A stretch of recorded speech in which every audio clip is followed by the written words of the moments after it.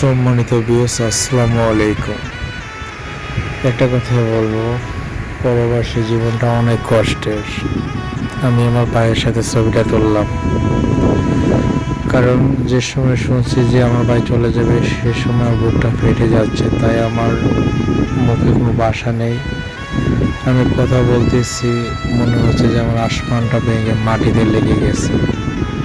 কারণ জোড়ার কবুতর যে সময় একটা কবুতর চলে যায় আরেকটা কবুতর ছটফট করে, এমনই মনে হলো যে আমার খাঁচার পাখিটা চলে যাচ্ছে।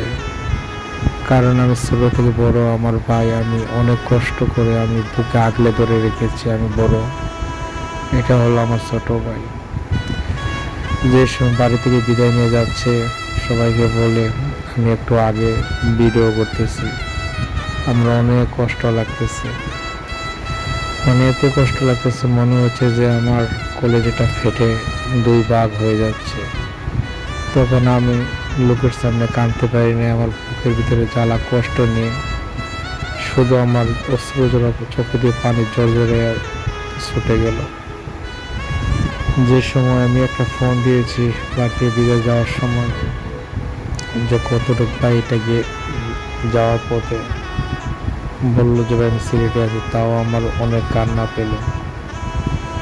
তো যে সময় ভাই বাড়িতে ছিল ওই সময় ভিডিও করতেছি, আমি কথা বলতে পারতেছি না, আমার মুখ লড়াচড়া করতেছে, আমার মনে হচ্ছে যে আমার অনেক কষ্ট লাগতেছে যে আমি কথা বলতেছি আমার ভাইয়ের সাথে, অত আমার জিহ্বাটা এদিকে এদিকে নিচ্ছি, আসলে আমার চোখে পানি আসতেছে, আমি কি বলবো, আমার বলার কোনো ভাষা নেই। আসলে আমার ভাই যে সময় তার শ্বশুরকে সালাম করে পর থেকে বাড়িয়ে যাচ্ছে, আমার মনে হচ্ছে যে আমার আজকের পর থেকে আমার ভাই অনেক দূরে চলে যাচ্ছে।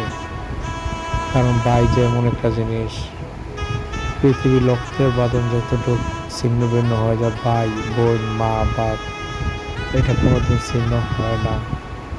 কোনো প্রতি রাত প্রতিটি সময় আমার ভাইয়ের কথা মনে হলে আমার কান্না আসে। আমি আমার ভাইকে নিয়ে ছবি তুলতেছি, আমার মা আমার পাশে।